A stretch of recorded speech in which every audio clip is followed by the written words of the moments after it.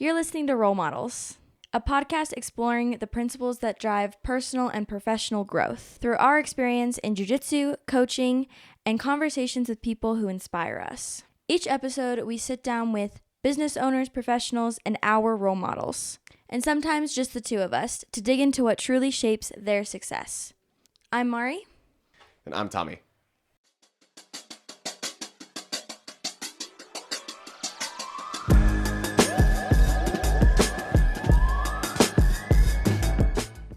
Hello, everyone. Welcome to episode 3. This is so exciting. Yeah, we're super excited. This is a topic we're really passionate about. I mean, I know we've said that for every topic. That's because we're picking our topics wisely. Yeah.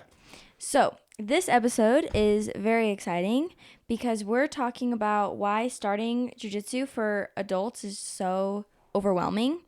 And not because it's too hard, but because I don't think many people explain truly like what goes into the first day and just like what to expect in general. So in this episode, we're going to break down what beginners need to know. And then we're also going to talk about, from the coach's perspective, how to make that first experience clear for beginners. I think there's this like typical idea in jiu-jitsu that you're supposed to be thrown to the sharks and you jump into class and you just have to figure it out, and it's going to be terrible for the first couple months, and there's a high attrition rate and you lose a lot of your trial students. And that's kind of what we're going to be talking about today, to make sure that doesn't happen, so that for you as a student you have a better experience, and from a coaching perspective how we can facilitate that better for the new trials that come in. So we're going to break this episode down into 3 different sections. First section will be what to know before you sign up for your first class. 2, what to expect during your first class. And then 3, what to know going forward after you've taken your first class. Yeah. And for students, we're going to be talking about how to prepare mentally, physically. We're going to talk about what is normal to see in an academy and what's like a red flag that's like, maybe this isn't the right place for me.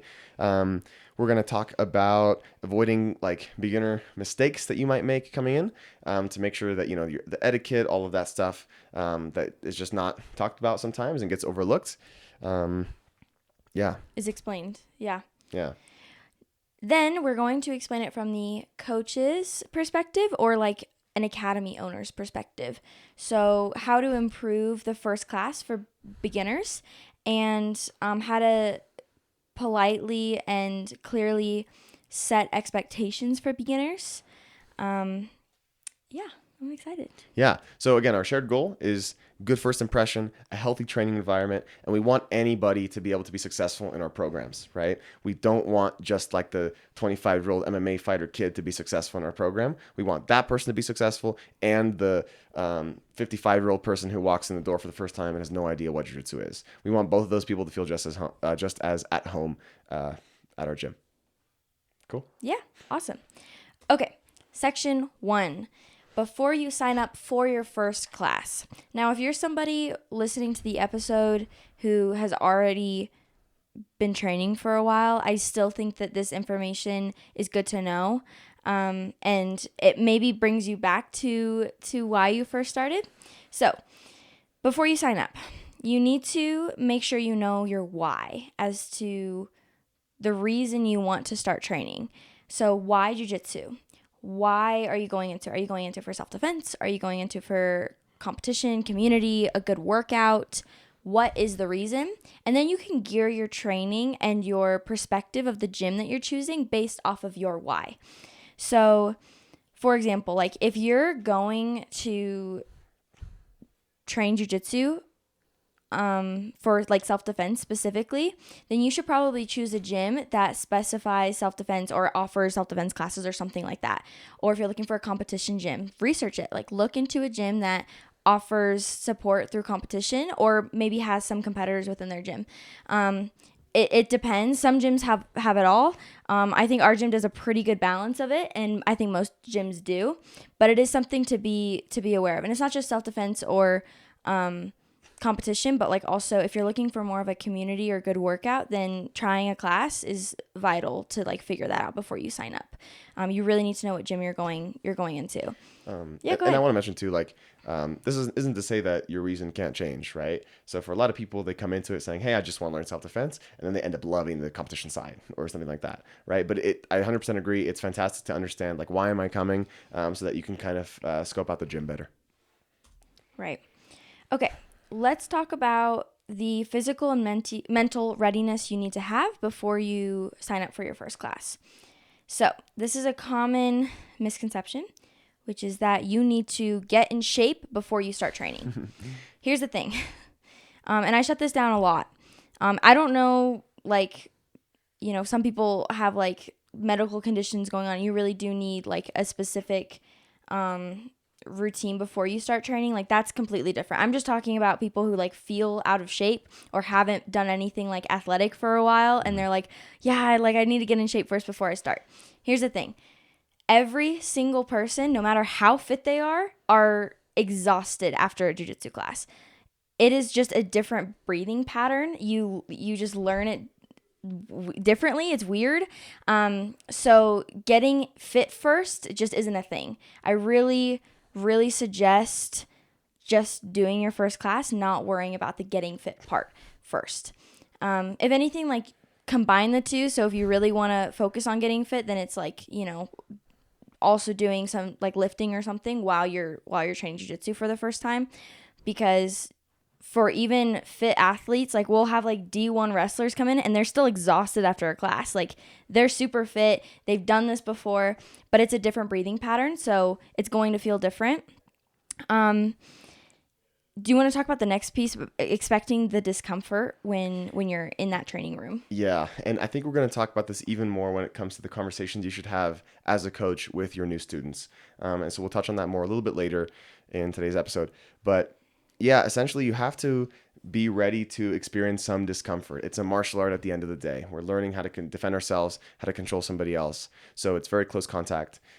And so that's something that you need to kind of expect going into class. Like I'm going to be close quarters with somebody. I might get a little gi burn, things like that now and again. But it's not something to be worried about. We talked about this in the last episode. It's not dangerous. It's not dangerous. When you look at other martial arts or other sports even, jiu-jitsu is very low impact, especially if you're at a gym that does these first classes correctly. This should not be a dangerous experience at all. Right, 100%. So being aware of that discomfort is important before you go in. And once again, I think this is something that's not talked about enough. Yeah. That it's uncomfortable the first time. Like I think the biggest, like, the weirdest feeling is like this is a stranger and you're like this close with them. It's a little weird. But it's good to know that you'll be in that spot. And when you're in the moment, you really don't feel like it's weird. You just ignore it, truly. Yeah. Now, here's the other thing you should know before you start, which is the humility that's required when you walk through the door. So you're not going to be good at it at first. Jiu-jitsu is a skill to learn, and no matter what your background is, you're not going to be good at it at first if you've never done jiu-jitsu. Yeah. Truly. So you just have to walk in there, no ego, just like growth mindset, learning mind, beginner mind, just try to soak in everything that you can. You're not going to be good at first. Like, you just have to be aware of that. Absolutely. All right. Let's talk about... Sorry? You want to touch on this? Oh, yeah. Go ahead. Let's talk on that first. Yeah. Okay. Go ahead. So, the last piece that we'll talk about before your first class, for the student's perspective, is the time and financial commitment that comes with it. So, just open honesty. Memberships for jiu-jitsu tend to range, depending on the area, between like $100 a month to $200 a month. I've even seen like in California at some of the best gyms like $300 a month. So you just have to be aware that if you end up loving it and you feel the need to sign up, you just have to be aware that it's going to cost a little bit. And then you'll need gear, right? So you'll need a gi, you'll need a belt, You'll need rash guard, shorts, like things that go with it. And rash guard is like what you wear underneath the gi. And shorts, fight shorts are what you wear underneath the gi pants. Or on no gi days, you wear just the rash guard and fight shorts. You need to have that gear. Most gyms offer it like when you first sign up, or you can buy it like from your gym specifically. But you need to know that that's an added cost that comes with it. Yeah. And I also want to mention, if you, let's say, don't have that gear yet, right? And you want to go to class today, right? I want to talk about what we can wear in that case. So like for guys, I would just wear athletic shirt, athletic shorts. We want to have a shirt underneath our gi. We don't want to go shirtless. Hygiene reasons, things like that. Do you want to talk about? Depends on the gym. Depends on the gym. That's true. Depends on the gym. I think for cleanliness reasons and for hygiene reasons, I think it's better to do it that way. Yes, I agree. That's our opinion. Do you want to talk about for ladies what that looks like? Yeah, for ladies, just like comfortable workout clothes. So yeah, workout shirt, like workout shorts, or leggings. I like leggings personally. And then I would also say like for ladies, just keep in mind like just a sports bra or like a low cut workout shirt, probably not the best option because you're going to be in all these weird positions. You want to feel as comfortable as possible and as covered up as possible. But yeah, you're right. So if you've never done jiu-jitsu, you're not sure what to expect. Yeah, just wear some athletic clothing that's comfortable to move around in. Makeup too. Do you want to talk about that? Yeah. Yes, this is big for women as well. No jewelry, no makeup. So take off the rings, take out the earrings, any type of facial piercings you're not going to want in. More of like a safety thing for you and your partner. And then makeup. So for me personally, I have not had an issue wearing like mascara. That's never been an issue for me. If anything, it's just gone on my face, which is fine. But any type of face makeup you don't want to wear while training because it will rub on other people's gis. And if they're wearing like a white gi, like the white uniform, it'll rub off. So just something to be aware of. Personally, I've never had an issue with like eye makeup, but you just have to be aware. And even look at your partner's gi and like make sure that nothing went off on theirs, okay? Yeah. But that's something to know before you start. Okay, we're gonna give the coach and academy owner perspective on how to make this class easy before they've even like stepped on the mat and what that looks like. Yeah. So I think something to think about is before they come into the gym, like what have they seen and what do they know about you, right? You don't want them to learn everything when they walk into the door. I think that uncertainty is also what causes people to feel like nervous about coming to class and, maybe like, I'm not sure if I should go today, right? So is your expectation maybe posted somewhere on social media? Do you have a social media, right? Can people see what your gym looks like inside? Do you have pictures of people smiling? Do you have automations going out to your students beforehand of, hey, here's your class time, here's what to expect, we're going to have a gi ready for you? I think those things are really important. The more uncertainty we can take out of the equation, the easier it is for that first day experience. Yeah. That first impression is so incredibly important. When they walk through that door, what does your gym smell like? What does it look like? Are people getting beat up on the mat behind the desk, right? Or are they like laughing and having fun? Like truly, first impressions matter so much. Yeah. Absolutely. Yeah. I think it's important for gyms to remember that culture is before like your curriculum. So is the safety a priority? Are you discouraging ego rolling within the gym?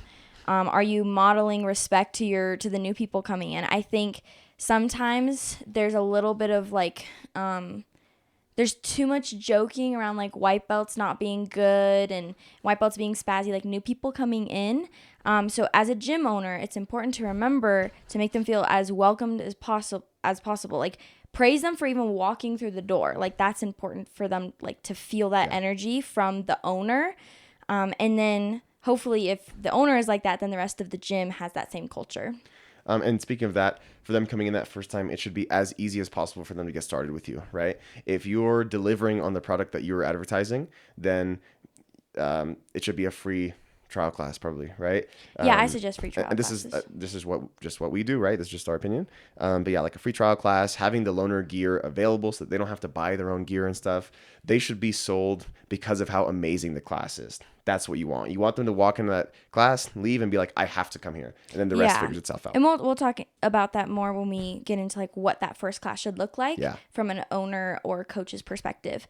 But last note before we get into the actual class, before the class, speaking of loaner gis, make sure you have a gi in all sizes for every type of person that could walk through that door.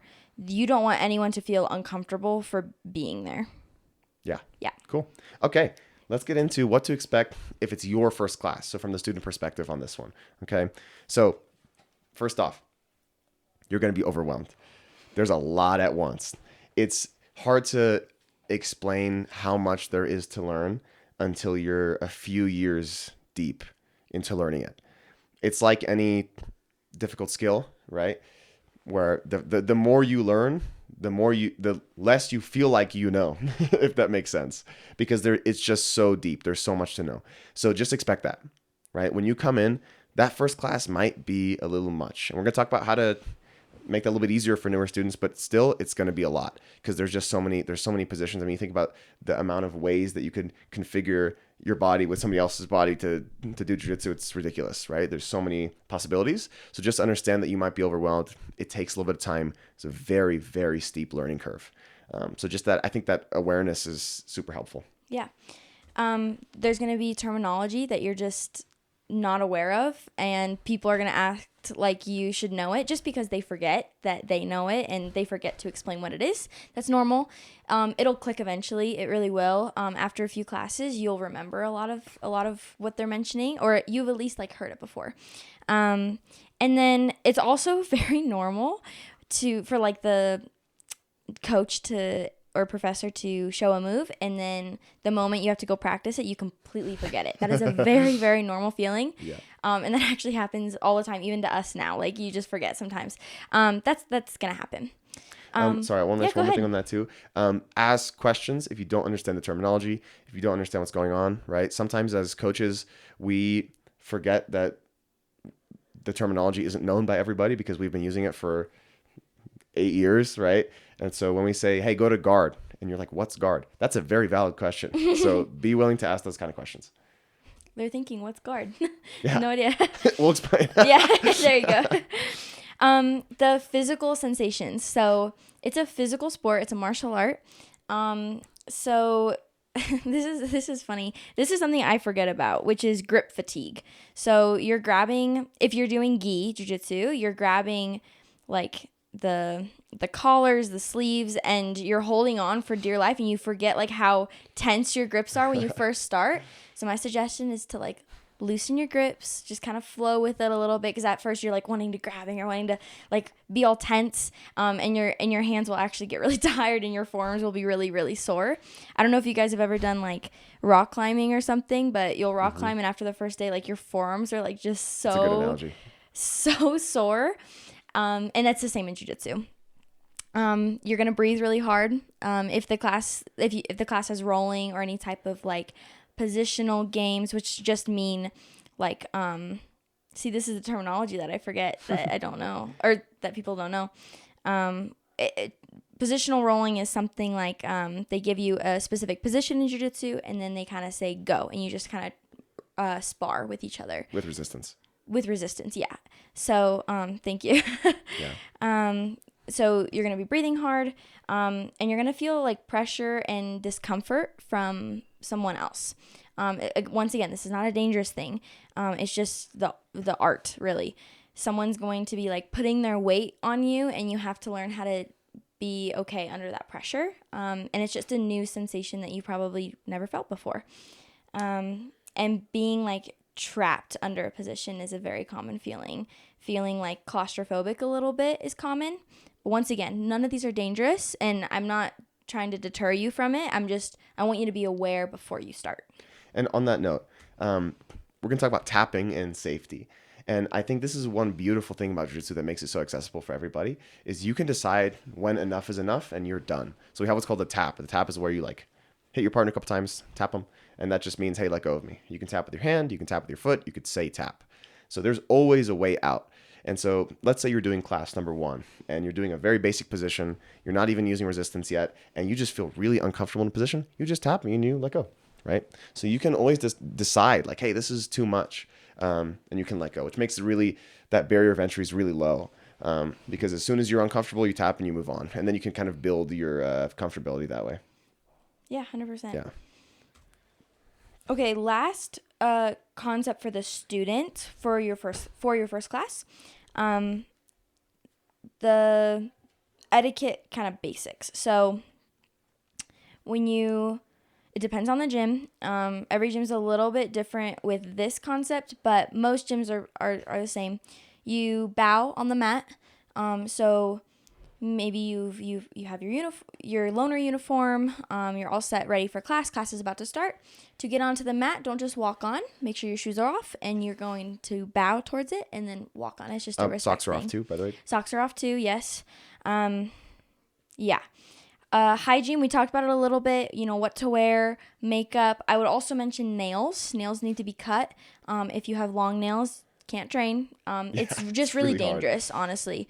Sometimes you get poked, sometimes you get scratched, and long nails make that worse, obviously. So it sucks because I've been doing it since I was 12. I'm a girl. I want long nails, and I can't have them. But it's okay. And also on that point, this is a very obvious one, I think, but just make sure you smell good, right? Yeah. You're gonna have people literally in your armpit, right? Don't make them not want to train. So just make sure you're you come prepared. Okay, that's all I'm gonna say. So mint or something before. Yeah, definitely. Your close quarters, you might smell someone's breath, but if it's minty fresh, then it's not gonna bother you. Fresh breath, smell good, that type of thing. Just general hygiene. If you're gonna be really close to somebody, just be aware of that. And then matching the intensity of whoever you're sparring with. So usually in a class, there's going to be what's called rolling or sparring, which is so if you research jiu-jitsu at all, you should at least know what the rolling part looks like. It basically looks like wrestling with some more moves involved, basically. Positions added in. Yeah, exactly. So when you guys are rolling, when you're sparring, because you're new, you won't know what the intensity should feel like yet. So you want to match whatever intensity the other person is giving you. So, and you may not even know what the belt colors mean yet, but the belt colors will kind of tell you, how much they know and how much they'll be able to help you. But whoever you're rolling with, if they're going really soft and easy, match that. Okay. If they're going as hard as possible, match half of that. Let yourself learn from them without hurting yourself, right? So yeah, this is a big challenge because you're human instinct is to fight back really hard, even if they're not fighting back hard. So this is something that's really hard to do, and I'm not even saying it. Also, your adrenaline is up. This is your first class. You're nervous. Exactly. So it's not a bad thing for people who start because this is just natural. You're gonna really want to up the intensity because it feels fight or flight. It feels life or death when someone's really trying to stop you. So try your best to fight that feeling. Don't let your adrenaline spike up. Remember, you just tap. You tap, you keep playing, right? That's how it goes. That's also the way to stay in the sport for a long time, is you don't push through those moments where things are going crazy. You just tap and you just play again. Yeah. I want to mention, actually, can we talk through the 4 steps of jiu-jitsu really quick? Yes, go ahead. I want to mention this really fast. If you're very new to jiu-jitsu and you don't know, I give this kind of general overview, and gym owners, you guys can use a similar format if you guys want. Okay, everything good? Mm-hmm. Okay, so I talk about the 4-step system of jiu-jitsu. So if you were to use jiu-jitsu in a fight or in a match, what would it kind of look like? And there's kind of 4 general steps. So you have the takedown phase, you get them to the ground, the passing phase, where we get around their legs, the pinning phase, where we hold them down, and the submission phase, when we make them tap. Like a choke or an arm lock or something like that, puts them in a compromising position and they tap you. That's how you'd win the round. Okay. You can also win the round if you get more points than your partner. Certain positions score more points based on their dominance. If you're sitting on top of them, for example, you get 4 points because that's a really good spot to be in if you were in a fight. That's kind of how I like to break it down. Everything you see in class is going to fit into one of those 4 categories, plus the guard category, which is where we use our legs to control our partner. So if I'm laying down on my back, I want my legs to be in between me and my partner, because if they're not, I'm going to get smushed. And when my legs are in between, we can use our legs to knock them over or to submit them, make them tap, things like that. So every single thing that you're going to watch is going to fit into one of those kind of 4 or 5 categories. Yeah, 100%. Cool. Yeah. Okay. Okay, so I want to pre-frame this a little bit. Yeah. Okay. So all of what we just talked about for before your first class, during your first class, all of that, like the feeling that you get from that experience, all depends on the gym that you're at, if they're doing the right thing. So if you've had like a first jiu-jitsu experience that was terrible, you're at the wrong gym. Choose a different gym. Yeah. Okay. So leading into that, we're going to talk about the coach and academy owner perspective for somebody's first class. And Tommy's going to take the direction of this a little bit more, or take the role of this a little bit more to talk about, because he runs a fundamentals adult basics class that is phenomenal. And I don't mean to brag on this too much, but almost every single adult that we have try a class sign up that day from his class. So I just want to pre-frame that a little bit. Yeah, I love this subject. This is something that I could talk about for a long time, and maybe in the future we'll talk about it some more. Yeah, so their first class, and this is what I think is really important to understand. The first class needs to feel like an experience. When that trial walks in the door, from the moment they enter the building, from the time that they leave, should be exciting, should be fun. They should be hyped to be there. This should be amazing. And sometimes if one of those pieces is dull or it's not quite fine-tuned enough, it can kind of make that experience feel all right? And we don't want the experience to feel all right. We want the experience to feel amazing. So from the time they walk in the door, the admin process, the front desk process, all the way to the mat needs to be smooth. Okay. So first off, and obviously everybody's gym is set up differently, where their front desk is and all this stuff. So we're just going to give like general things that should apply to most gyms. When they first come in, as the coach, you want to make sure that you immediately grab this person and have a chat with them. This is super important. We need to understand who they are, what their name is, why they're here, get to know them a little bit, and try your best to give solid expectations about the class. So the things that we talked about today: how is it going to feel? How's it going to look? What's the structure of the class? What kind of class is this? Is it basics? Is it competitive? Is today a self-defense day? Those kind of things are important to talk about. Again, the less uncertainty, the more comfortable that person is going to feel in the class. At the same time, I want you to try to fit whatever the move is of the day, or whatever you are working on that day, into their pre-existing knowledge of jiu-jitsu. If they know nothing, explain the 4-step system and then talk about how that fits in. So let's say I'm doing guard retention that day, right? I could say, here's the 4-step system, blah, blah, blah. You have these parts.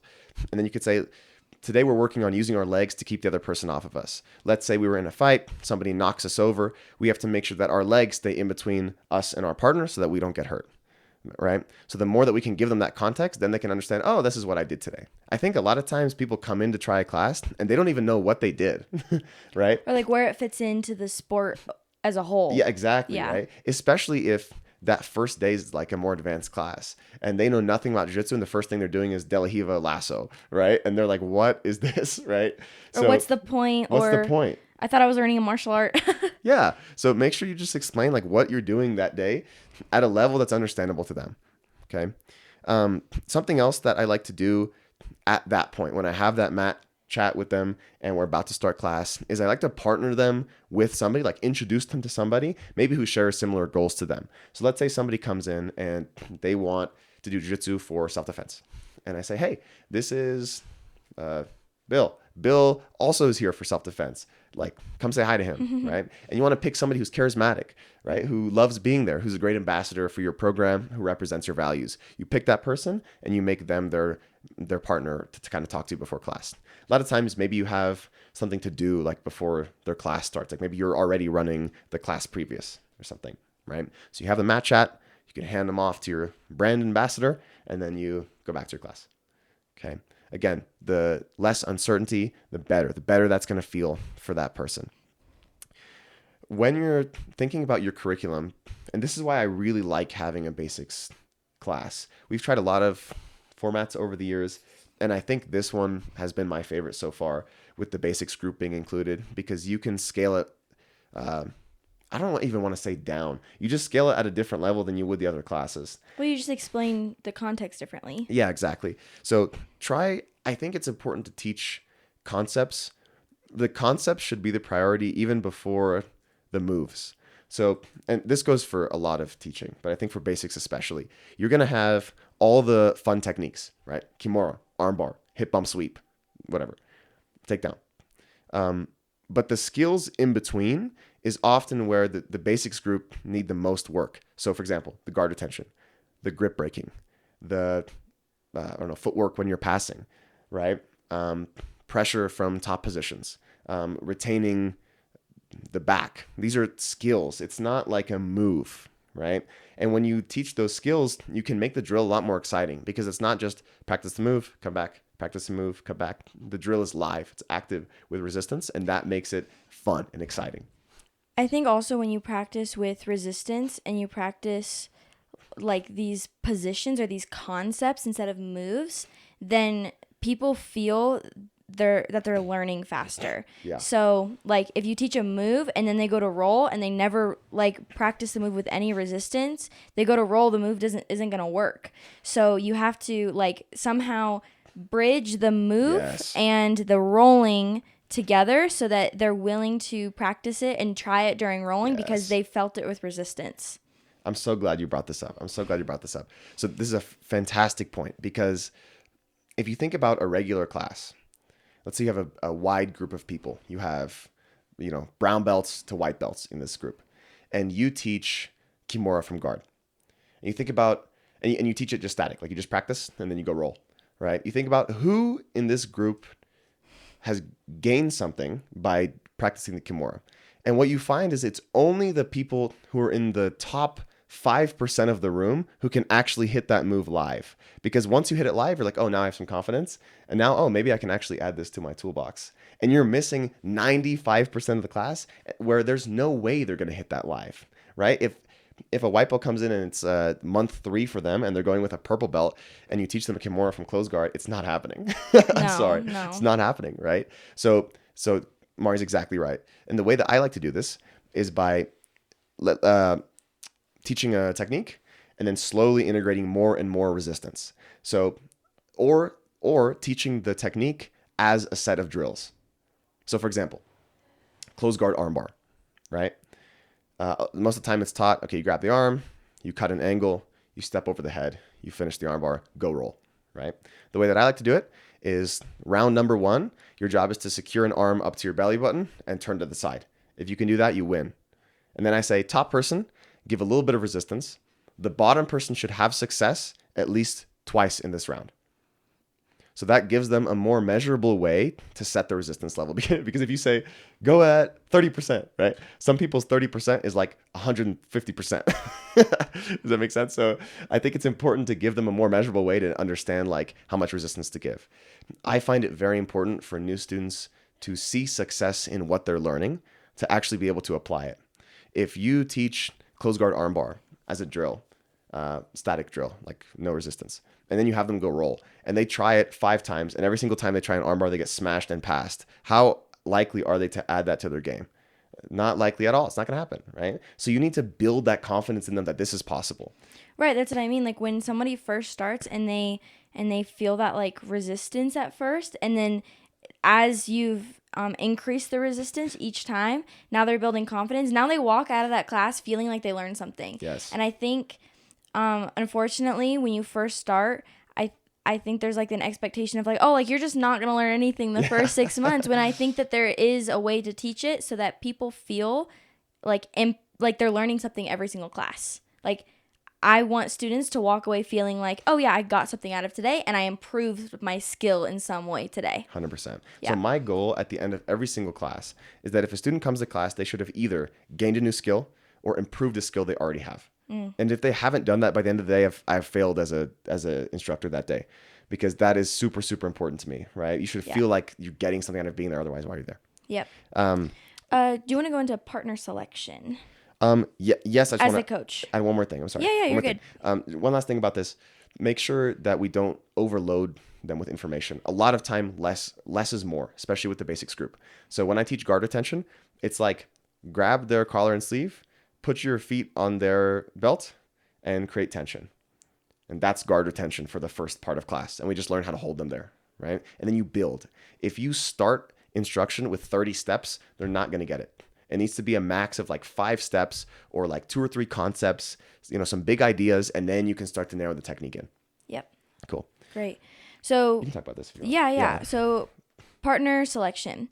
So as the coach, you should be aware of what partners work well together and which don't. I think for somebody's first class, you should be partnering them. Like, I think just saying, oh yeah, go roll, like have fun. And then you're not watching them, you're not like helping them during their rounds like that. I think that could lead to injury. It's a little dangerous to do that. So I really suggest pairing the new students with somebody that you know will help them, whether that's a high belt or it could be, and this is somewhat controversial, but like even if 2 white belts are put together, I think that's fine as long as you know that the other white belt is a little experienced and they are willing to help the new one. Yeah, go ahead. And this, by the way, is built in your culture, right? Right. So it has to be intentional. So for me, when I have a new student come in, like we pull ourselves away from the group, we sit down, we go to start the day, and I say, hey guys, this is Mark. This is his first day. I would like, if you guys are a little bit more experienced, you guys grab Mark. I want to make sure he feels taken care of today.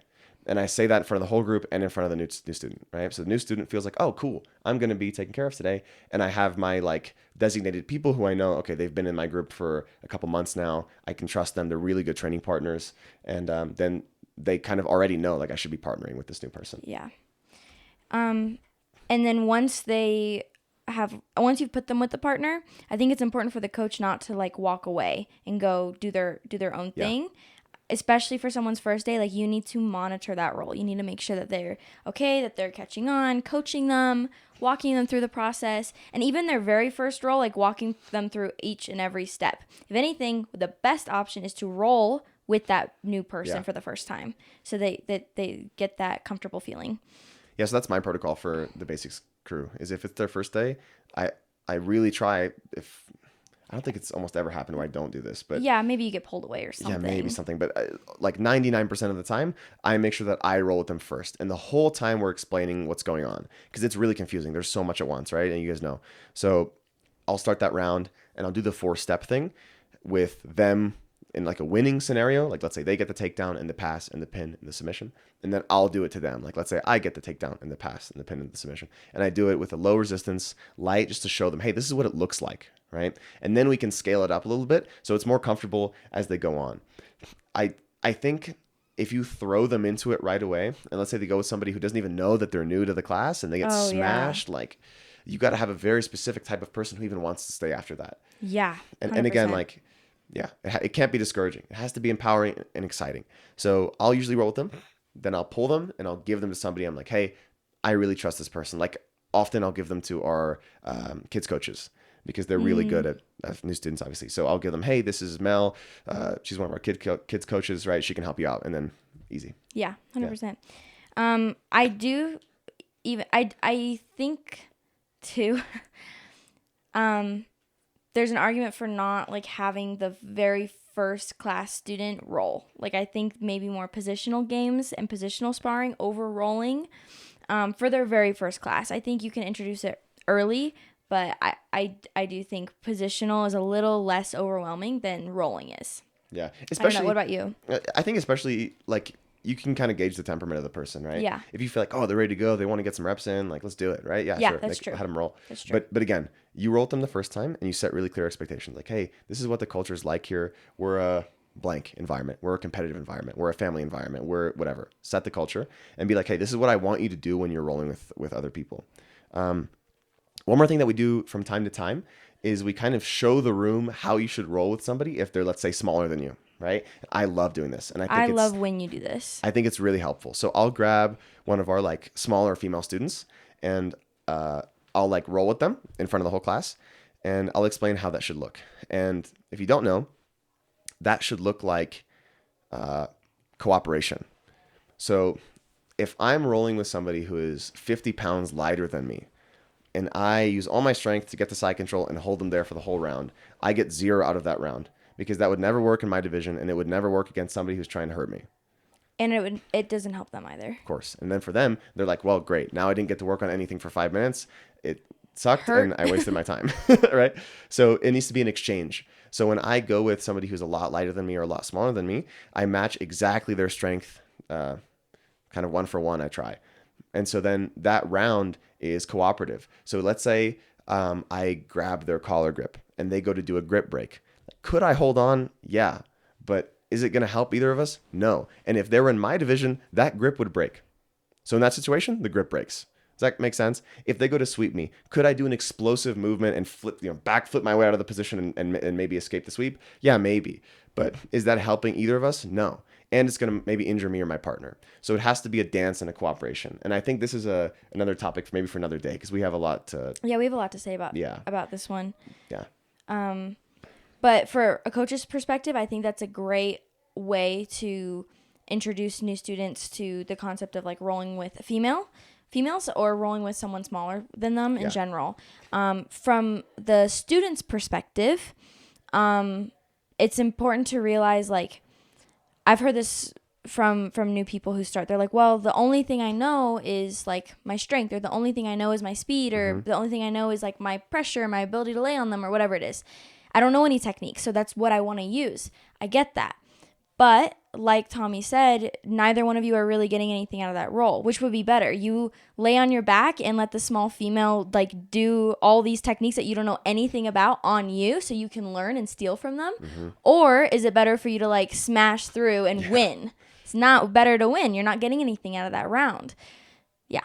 Especially because the smaller people in the room tend to be the best technicians. They tend to have the sharpest technique, because for them to pull something off, it has to be perfect, right? And so those are some of the people that you can learn from. And so like Mairi said, if you're in a position where you're like, oh, I don't know what to do from here except for explode out of it, you lose. That's what you do from there, is you tap, right? Yeah, it's okay. You tap. And what is even better is you ask them what they did. Yeah. Right? You say, hey, how did you get me there? Right? As practitioners, we love talking about this. This is our favorite thing. So when someone asks like, hey, what did you do? We're like, oh, yay, we get to share some of our stuff. You know how often like a small grappler or a small like female grappler gets asked like, how did you do that? So when you ask, it's like the best feeling. It's like, oh my gosh, like I can provide something. Exactly. Yeah. So I guess from a big picture during the class, it's just about being intentional, like always, right? Just be intentional about that person's experience. Watch the class through this person's eyes. Every word you're saying, are they understanding me? Do they know what I'm saying? Am I saying random words that have no value to them? Like, we're going to do De La Hiva sweep. They don't know the word De La Hiva or sweep. Right? Or they can barely say Jiu-Jitsu. Yeah, so like think about it like that, right? Especially when you have a new person in the class, be a little more careful with your language. Maybe relate the technique a little bit more to self-defense, just so it's more understandable for the person. Yeah. Okay, you ready to move on to the next section? Yes. Okay. This next section is things to be aware of going forward in your jiu-jitsu journey. So let's say you've looked into the class, the gym beforehand, you've done your first jiu-jitsu class, now you're going to train more often. Let's talk about what to be aware of as you continue. So first, progress is slow, and this is really true for any skill that you learn. Progress is slow and it's not linear. So plateaus are almost always guaranteed in jiu-jitsu. So especially at the very beginning, so you feel like you're making a lot of progress because you're learning something new every single class, which is awesome. And that's so exciting. But it will get to a point where like, oh, I know this move. And then it'll get to a point where like, oh, I know all these moves. And this tends to happen a few years in, actually. Yeah. But it's good to be aware of the fact that you're going to be like, oh, like I've seen all these before. And that eventually, we'll talk about this some other episode, so we can't get too into this, but there's a way to avoid plateaus in our opinion, and there's a way to push through that. So we'll talk about that some other time. But it's a good thing to be aware of when you start. And this is, once again, general for every skill that you learn. But you'll feel worse before you feel better. You're going to, honestly, this is normal. And here's the thing. I think the way that we run our classes, I don't think students feel this way for as long, but I do think it's common for I do think it's common for the sport in general for students to not know or be aware of what's going on and be confused for at least 6 months, at least. Again, I think we do a pretty good job about minimizing that and making it the easiest transition. But no matter what, it's an extremely complicated sport, and you're gonna feel a little lost for quite a bit. Yeah, yeah. And let's talk about ego management. This is hard, and we can say this as much as we want, and we can say, "Oh, leave your ego at the door, and just don't worry about it. Just tap and lose." Yeah, think about how many times you've heard that. It's hard, and I'll tell you what. Like, I've struggled with this a lot in my journey as well, even past just starting. There's times where you feel like you're doing awesome, and there's times where it's hard, and that's part of it.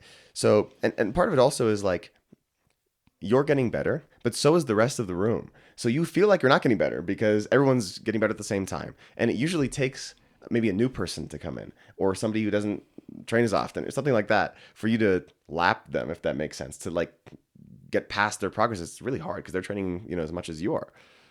So that's something to be aware of too. Like if you feel like, oh, I'm not making any progress, like it might just be that everyone's making progress, right? And you're part of everyone. Yeah. I had a old coach explain it this way, which was that it's not that like you're bad, it's that your partner is good. And I think that's a great way to view it, because then it's less of like a personal thing and it's more of like like my training partners are awesome. Like I love that I have great training partners. For sure. You go ahead. I was gonna say like Mairi said earlier too, you have to have a good expectation like going into it. You're not gonna be good off the bat. It's really hard to immediately be good at the sport. There's a couple exceptions, of course, but for the vast majority of people, it's going to be tough for a while. So when you see somebody who's been in the sport for 5 years, I'm sorry, you're not beating this person. Yeah, I find it funny when like the 6 month white belt is like frustrated after rolling with a purple belt. I'm like, dude, they've been training like probably 3 times a week for at least 6 years. Yeah, like I mean, you'd hope that they could do something. With yeah, you, exactly. They should be able to. Like it's okay. Tapping does not equal failure. We talked about this earlier, but like tapping, you're just learning every single time you tap. There's a white belt who started with us about a month or 2 ago, and I love watching him roll because he'll tap and just high five, bump fist, keep going. Tap, high five, like just does not care at all how many times he taps. It's like just learned another thing, and then he moves on again and again and again. And I love watching that. Especially because like it's not the competition room. This is important to understand also. This is the training room. So your job is to train. So especially this is more maybe once you've gotten into it a little bit more, but when you start building your game, you start figuring out what you like to do. When you're training, you're going to get the most out of it when you're trying those techniques. If you stick with what you know and you're not willing to venture out and fail, you're not going to get any better. And it's really hard to make progress if you're not willing to lose during your rounds. It shouldn't even feel like losing. You're just like researching this new position or technique. Yeah, there's another guy I'm thinking of at our gym. Yeah, I know what you're talking about. Yeah. He's a brown belt at our gym. He's awesome. Love him. He knows who he is.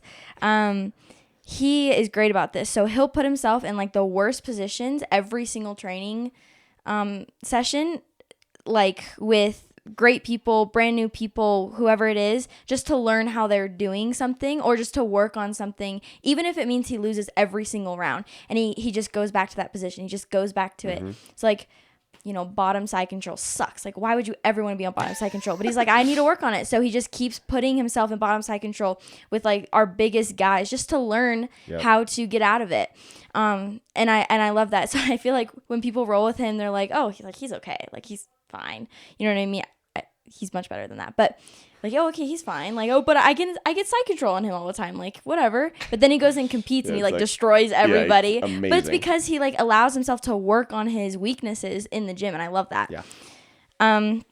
Okay, injury prevention and longevity in the sport.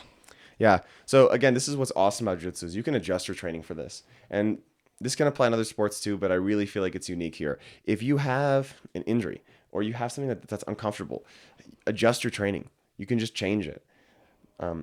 You shouldn't feel a pressure that I have to be training hard today. I have to be sparring. Just show up to class and do what you can do. We would much rather have you there and just have you drill a couple moves and watch and hang out in class and be part of the community. We'd much rather that than You just not show you up. stay home because you're like, oh, I'm not rolling. I don't know if the coach is going to be upset with me or whatever, right? Like, this is ultimately your journey. It shouldn't feel like there's expectations on you to perform a certain way in class. This is for you, right? So if you have your wrist hurts, your shoulder hurts, just do the move differently. And your coach has a lot of experience doing the moves in different ways. So a good coach should be able to tailor this move in a different way, right? I have guys sometimes they're like, hey, my hip can't do that. I'm like, okay, do this instead, right? Oh, my shoulder can't do that. All right, fine. Let's switch to this move. And we make it work. Yeah, 100%. Yeah, I'm thinking like my mom, for example, she's been training a long time now and she has really bad knees, and the warm up is usually like running around the room. So she'll go in the corner and do her own little stretch. I was talking about that in my women's class this morning. It's totally okay. Like, just do your own thing, adjust it to you. That's what we want. Don't hurt yourself. Let's say you get injured first few months of training, first year of training, whatever like you're looking into when we say like the future after signing up. Like, let's say you get injured within that time. It's important to take the time that you need to heal. We don't want recover. you to like, so sometimes we have students who will like get injured and then they're like, oh, end of the world, like I'm not coming back. And then we have other students who get injured and they're insistent on staying in training. But then they end up injuring themselves more, and that causes more issues long term, and that's not what we want either. So there's definitely a balance. So, for example, like breaking your finger might happen a few times in jiu-jitsu. I'm not trying to scare you. It might happen. It just hasn't happened to me. I don't know. Okay. You tape it up, you keep going. That's a minor injury.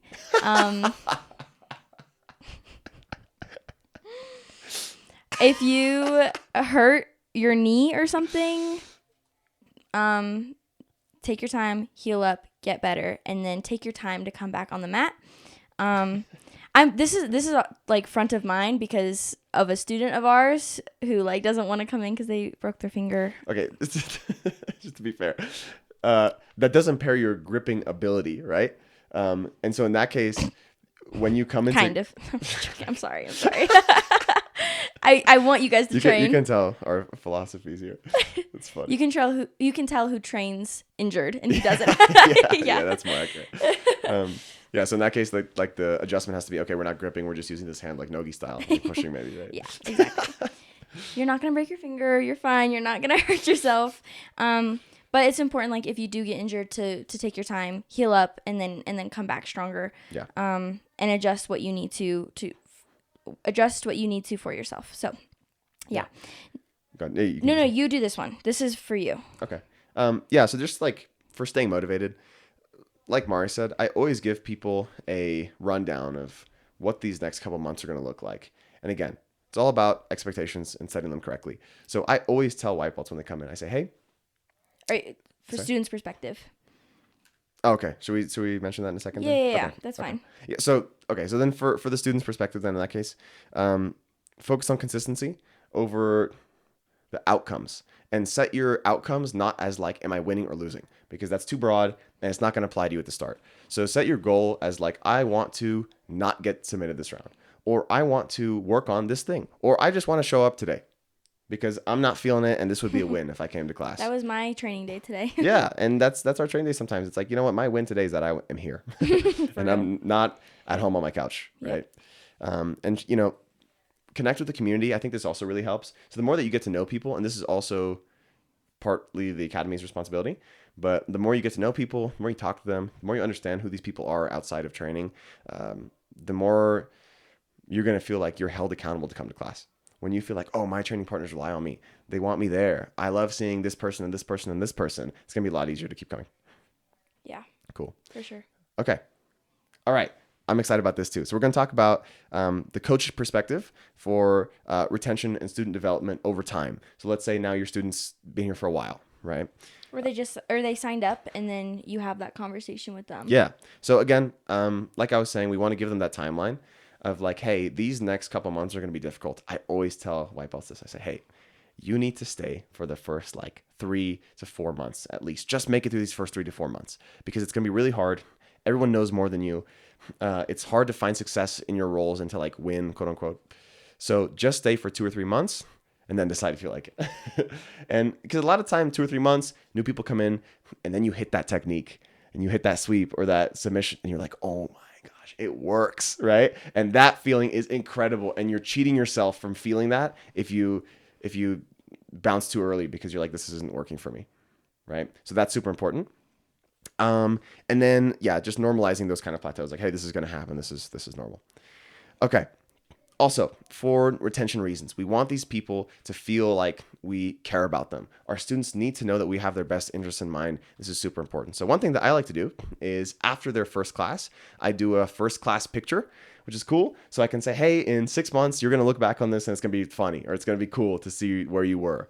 So we take that picture, I send it to them. I like to add them to our group chat so they feel like they're part of the community right away. I ask them, hey, how was class today? Was there anything that you felt like we didn't cover? Did it meet your expectations? Do you need to know anything for next time? And then I say, like, see you Wednesday, right? I want them to come back. I want them to see them. I want to see them that next time. So I give them that kind of return day. Yeah. I think it's important to also check in with them if they haven't shown up for that next class. Yeah. So we reach out. We say like, hey, we missed you, like, okay, so if the first day was Monday, the next adult basics class is Wednesday. Hey, we missed you Wednesday. Like, is everything okay? Like, we hope everything's all right.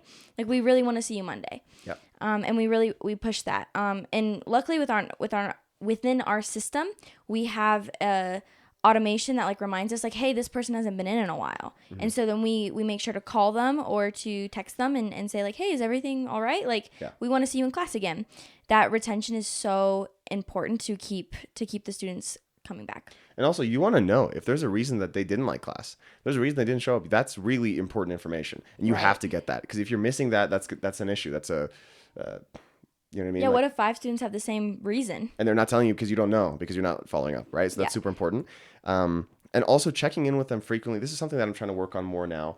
Is I really want to get a good understanding of what everyone's like game is. I think this is super important. When your coach checks in with you and he says like, hey, how's your Del Hiva guard going, right? Or how's your passing going? I know we worked on it last week, right? That kind of connection with your coach feels awesome. So from a coaching perspective, like, you should know your students' games. I know like, oh, this person likes collar sleeve guard. This person likes smash passing, whatever.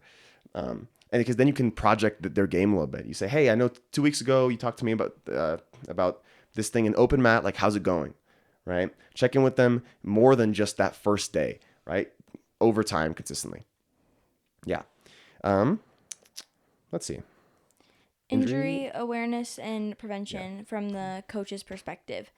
So monitoring the intensity that they're having during their rounds. So like we've talked about before, like, it's very normal for a brand new student to want to be as intense as possible and win, and there's a lot of ego involved with that usually.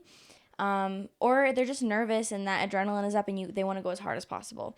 So as a coach, it's very important to monitor how they're doing with that and adjust. And that's important for your culture too.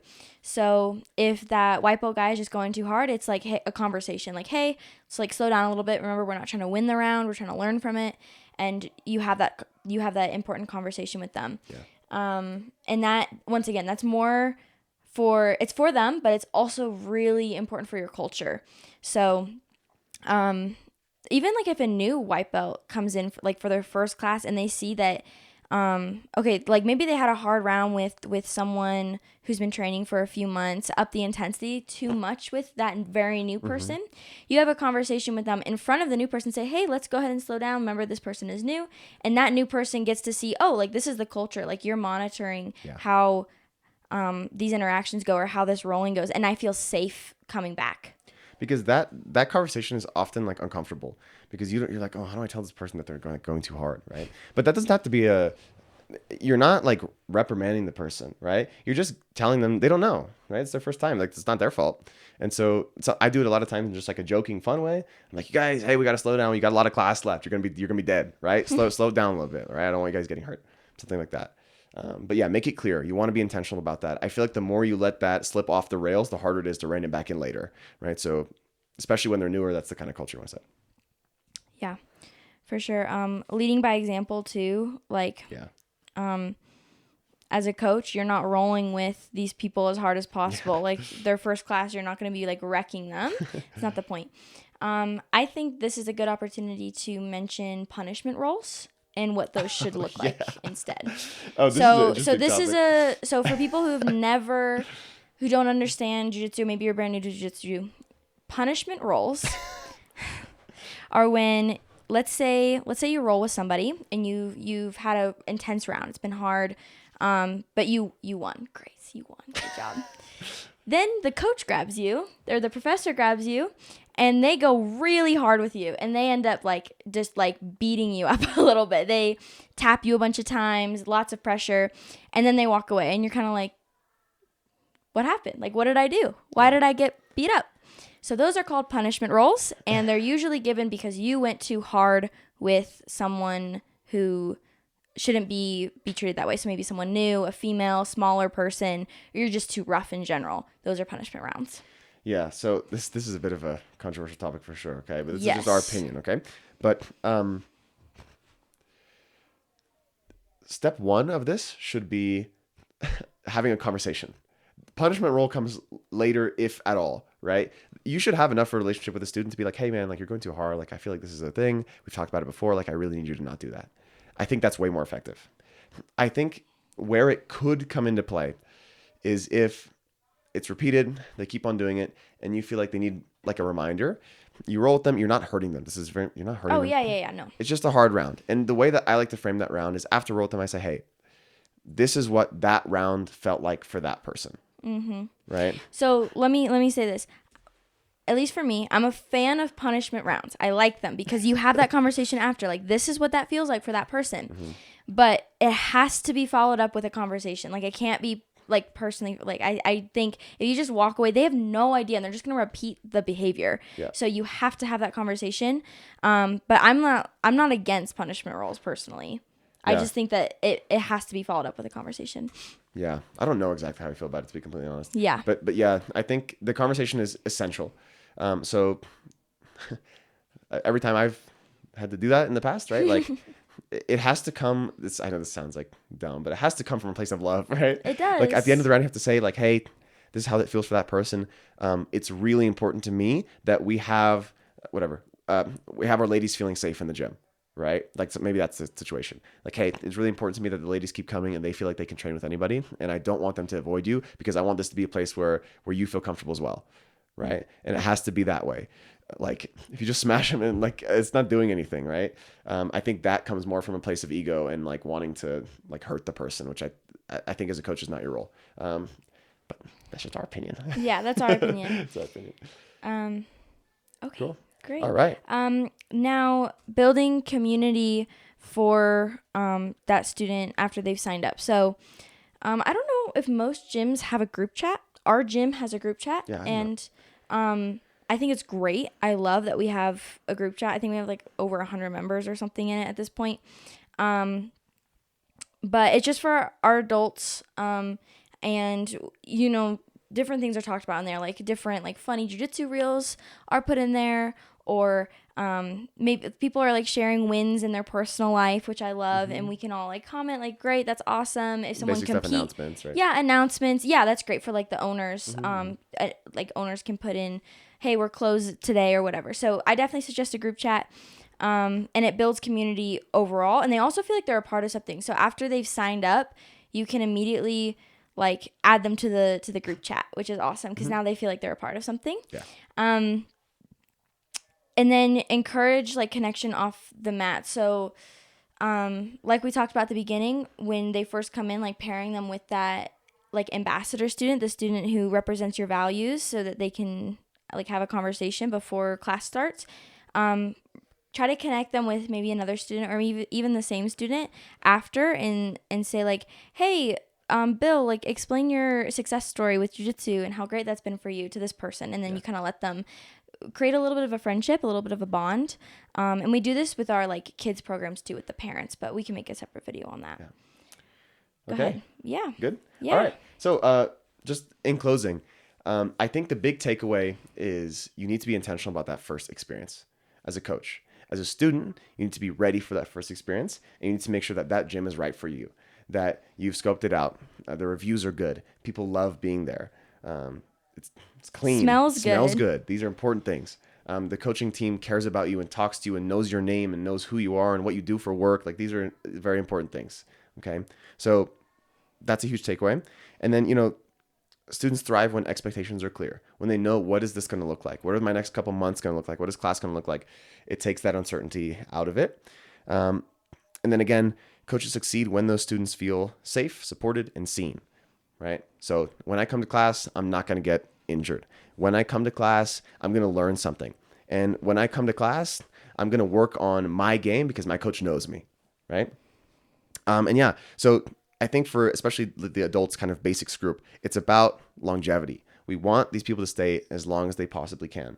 And they're not going to stay in a culture where they're getting hurt or where they don't feel like people care about them or where they have to I don't know if I can roll with this person or not, right? We want, ideally, and this is not going to happen in a practical sense in most cases, but ideally we want every person to be able to roll with every other person in the gym and not have a problem, right? Yeah. That's what we're aiming for. Yeah. I think our culture meets that expectation, which I love. Yeah. We're pretty close, if not. Yeah. Well, thank you guys so much for listening. This is already, I know we've only done 3 episodes, but this is already probably my favorite. Me too. We love this topic. We are 4 white belts. We are 4 fundamentals. So I'm super happy that we did this episode. And if you guys have any questions or comments, we would love to hear if you had a first class experience that you remember, comment, what you wish was explained to you, what you wish you knew before you started. And that'll really help us when we're teaching these new people who come in, and give them a better experience for the first time. Absolutely. I like to do this a lot for my new students, as I ask them this 3 months maybe after they start and say, hey, what did you feel like these past couple months were like, And so that feedback is really helpful, and we will legit take it. So please leave your comments. Yeah. Thank you guys. Thank you guys. This is one of my We don't want to episodes. end it. We don't want to end the episode. I know, this one is too good. Thank you guys. Thank you guys. We'll see you next week.